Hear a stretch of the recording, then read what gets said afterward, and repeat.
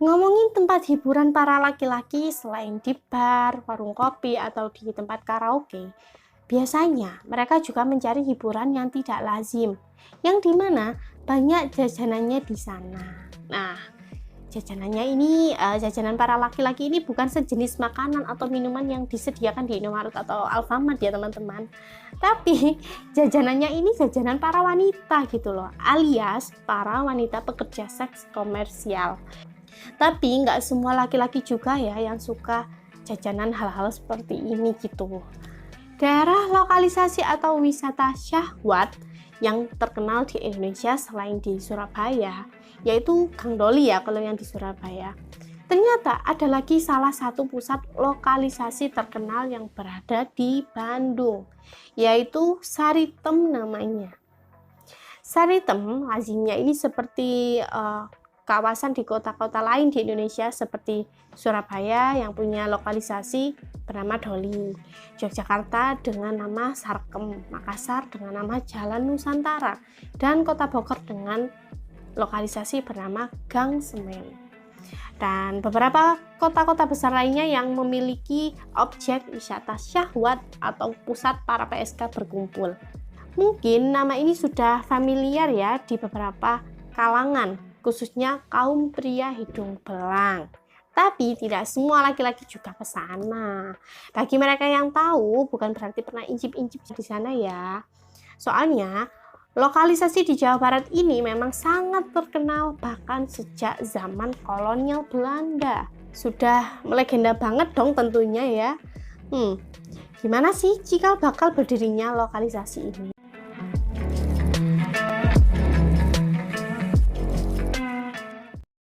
Nah, awal mulanya lokalisasi ini bernama Saritem diambil dari sebuah nama gadis desa khas kota Kembang yang bernama asli Sari Itung. Pesona kecantikan Sari Itung yang mulanya dia ini berprofesi berjualan jamu sebagai penjual jamu keliling. Nah, dia ini acap kali memikat petinggi Belanda di masa itu, teman-teman. Seorang petinggi Belanda saking tergila-gilanya pada si Saritem, dia pun dijadikan gundik atau istri simpanan oleh para petinggi Belanda ini.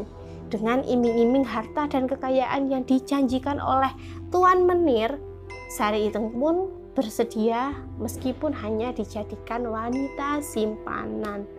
Udah pokoknya dikasih uang, dijatah, diiming-iming ini itu. Okelah mau jadi wanita simpanannya si para petinggi Belanda ini. Oke. Semenjak saat itulah Sari Itung yang awalnya hanya gadis kampung kemudian menjadi nyonya Belanda dan namanya pun berubah menjadi Nyai Saritem gitu ya teman-teman. Udah beda namanya soalnya udah jadi orang kaya gitu ya. Selang beberapa tahun Nyai Saritem diminta oleh petinggi Belanda atau si suaminya yang tidak resmi ini untuk mencari wanita yang bisa diajak kencan oleh para serdadu Belanda yang lain, yang terutama yang masih lajang ya. Dalam misinya tersebut, Nyai Saritem difasilitasi sebuah rumah yang sangat besar oleh para Belanda. Jadi Nyai Saritem ini kayak pelapor PSK pada zaman dahulu gitu loh teman-teman. Semakin hari perempuan-perempuan yang dikumpulkannya semakin banyak. Perempuan-perempuan tersebut berasal dari sekitar Bandung, Sumedang, Cianjur, Garut, Cirebon, dan Indramayu. Berlokasi di antara Jalan Astana Anyar dan Gardu Jati, Saritem telah menjadi tempat lokalisasi sejak zaman kolonial Belanda. Kurang lebih tepatnya sejak tahun 1838 ya teman-teman. Dan para pekerja seks komersial ini dipajang di setiap rumah-rumah dengan menggunakan kebaya khas pribumi pada zaman dahulu. Ya dong, fashion zaman dulu ya emang mode pakai kebaya gitu.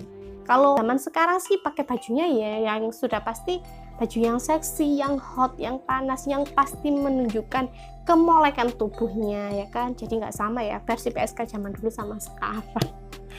Oke, tempat lokalisasi ini sudah berdiri sejak tahun 1838 ya, kurang lebih tempat ini sudah berusia 233 tahun teman-teman. Ya ampun, Kebanyakan PSK tersebut didatangkan dari desa-desa dengan cara ditipu atau dibujuk rayu. Ada pula yang memang dia atau mereka para PSK ini menawarkan diri secara terang-terangan ingin menjadi PSK di lokalisasi Saritem ini. Nah, bisnis prostitusi milik Nyai Saritem ini kemudian semakin berkembang pesat teman-teman. Makin banyak dong peminat hidung belangnya. Nah, kebetulan pada saat itu daerah Gardu Jati memang dijadikan sebagai markas militer Belanda.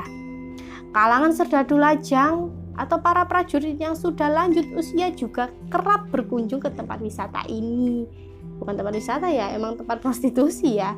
Jadi tidak melulu orang muda, tapi juga orang lansia pun kadang juga mampir ke tempat itu, teman-teman. Nah, tapi bukan hanya warga Belanda saja, kalangan pribumi juga tak sedikit yang berkunjung dan mencicipi bisnis prostitusi Nyai Saritem ini. Hal ini membuat teman-teman Saritem yang juga pernah menjadi gundik tentara Belanda atau pernah menjadi istri simpanan para Belanda membuka usaha serupa, mencontoh usahanya Nyai Saritem. Mereka rata-rata perempuan bekas binaan Nyai Saritem. Jadi mereka bahwa pimpinannya Saritem, terus mereka membuka cabang sendiri. Nah, begitu ya. Nah, meski Saritem telah meninggal, masyarakat mengenal lokasi itu dengan sebutan Saritem.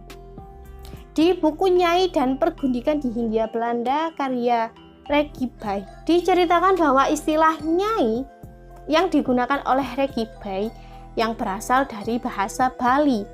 Penggunaan kata tersebut bersamaan dengan kemunculan perempuan Bali yang menjadi budak dan gundik orang-orang Belanda pada abad ke-17 itu. Itu ya teman-teman. Gundik bisa disebut juga perempuan simpanan atau perempuan yang difungsikan sebagai pelampiasan nafsu birahi para Belanda ini. Nah, untuk para wanita gundik yang sudah expired atau yang sudah kurang produktif, kurang menarik lagi, mereka setelah menjadi nyai setiap hari selalu khawatir menunggu gilirannya dibuang. Belum lagi ya saat harus dipisahkan dengan anak-anak mereka, sudah pasti mereka semua ini ketar-ketir gitu loh. Jadi lokalisasi ini tuh benar-benar disaring teman-teman, mana yang ibaratnya barang itu yang masih bagus itu dipakai, mana yang sudah jelek itu dibuang gitu. Astagfirullah. Mereka yang ingin lebih dari sekedar wanita simpanan atau yang berharap ingin dinikahi secara resmi oleh para lelaki Belanda ini dan memilih cinta daripada pundi-pundi uang dari lelaki Belanda, istilahnya pengen jadi istri sah ya, akan mendapat hukuman dan siksaan.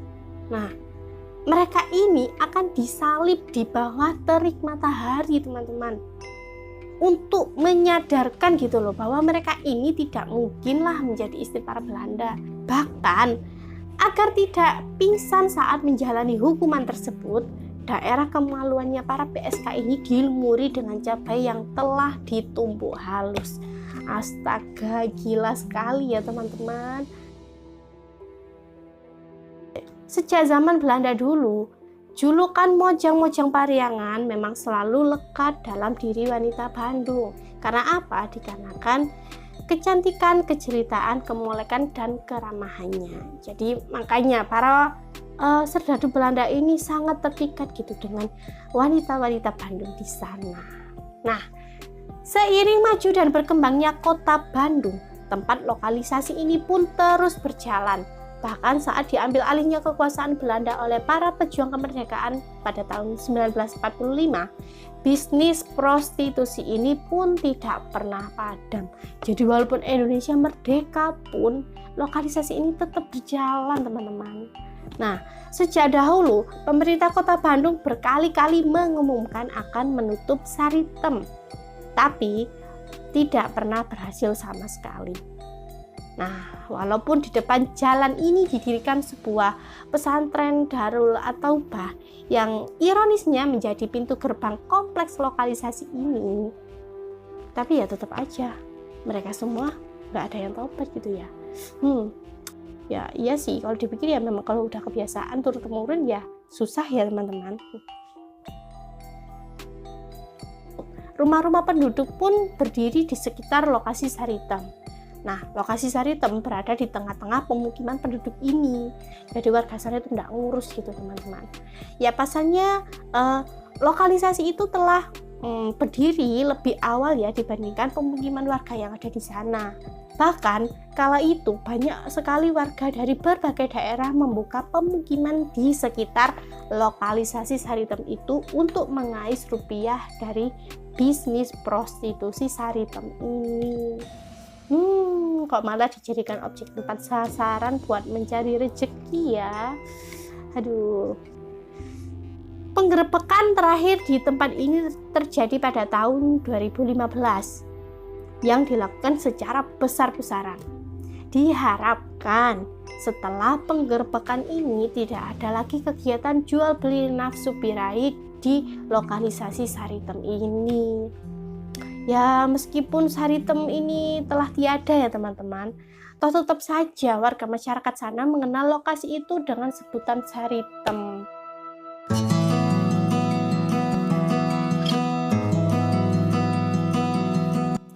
Sebenarnya tidak harus menjadi gundik atau seorang PSK untuk mencari rezeki ya teman-teman. Ya memang bisa dikatakan pekerjaan menjadi seorang PSK itu lebih instan dapat duitnya. Tapi kita juga harus sadar, selain mudah terkena penyakit kelamin, serviks, AIDS, sipilis, dan macam-macam penyakit yang mematikan lainnya, tentu juga pasti akan merusak harga diri kita sebagai wanita di mata masyarakat, ya kan? Ibaratnya apa sih? Bisa dikatakan kayak sampah masyarakat juga loh teman-teman. Sekian informasi dan video kali ini tentang